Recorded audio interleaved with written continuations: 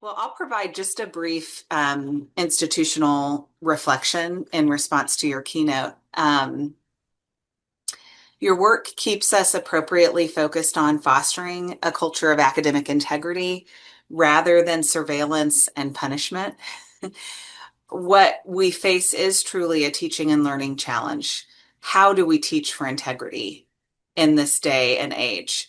As a spoiler alert, join the book club and read the book. Anybody on this call can get it for free from our own library. So as you pursue that question of how you teach for integrity, as Tricia mentioned, the book is replete with strategies and approaches that anyone can utilize.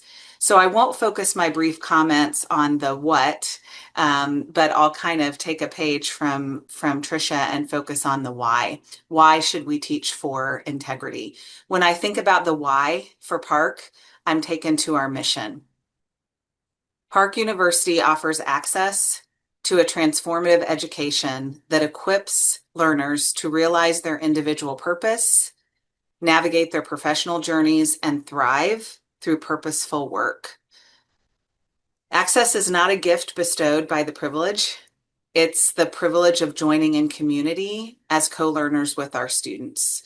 Access requires first acknowledging and then making transparent to students the norms, values, and biases of our academic culture. It also requires, this is hard, openness to allowing our new community members, in this case, our students, and the real lives they are bringing into our classrooms, allowing them to influence transformation here at Park. AI is part of the lived experience of our students and something we bear responsibility for helping them navigate as developing citizens and professionals. As an institution facing life in an AI augmented world, Park recognizes that there's no one size fits all or fix it and forget it solution to this teaching and learning challenge. Rigid, punitive, acontextual, or disciplinarily agnostic approaches are not only naive, but counter to what we know about how learning happens, which is highly context-bound, social, and recursive. So with that in mind, Park has tried to acknowledge instructors' accountability and autonomy in our institutional statements and faculty development resources.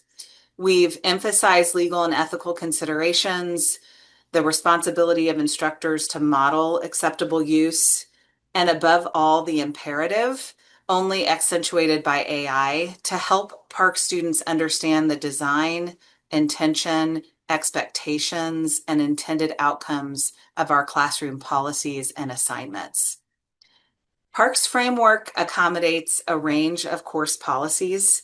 In fact, navigating variation in how AI use is allowed or disallowed across the curriculum is arguably an important learning experience in and of itself for our students, and is good preparation for the plurality of expectations regarding AI use that students will encounter in their professional experiences.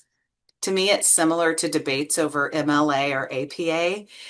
There have been times at the university where it just would be easier to require every single class to use APA. That robs a learning experience from students and understanding, right?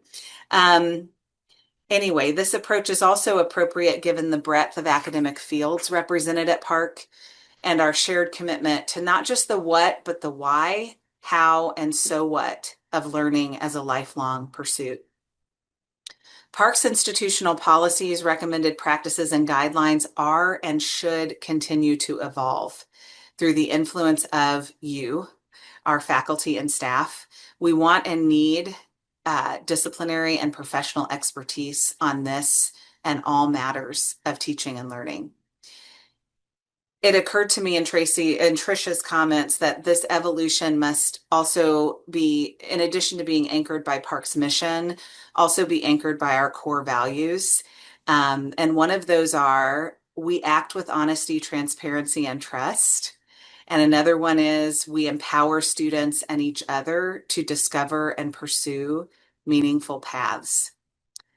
Discovering and pursuing meaningful paths is best pursued in community with one another and our students. And if I'm honest, I'll admit I don't always feel safe in conversations about AI in teaching and learning. There's so much I have yet to learn and to try with my students. And the fear of disappointing my students, and if I'm honest, especially my colleagues, often compels me and perhaps others of us to withdraw from community and shortchange my own learning. Trisha's former institution or former role as president emeritus or current role as president emeritus as the International Center for Academic Integrity. That center states that creating a culture of academic integrity requires opportunities to practice, make mistakes, and learn from them. My biggest takeaway here is faculty need the same opportunities to practice, to make mistakes, and to learn from them. For most of us, our worst fear is that a student will exit our class at the end of a term completely unchanged, 8 or 16 weeks wasted. But how many times have I left my own class without examining what I've learned from my own successes and failures? Do I expect learning from my students, but not myself? Curiosity, generosity, courage, dialogue, productive disagreement, and shared meaning making. Thanks to our conference organizers, our keynote speaker, our faculty and student speakers, all of these conditions for learning and transformation are present today, and I'm grateful for that.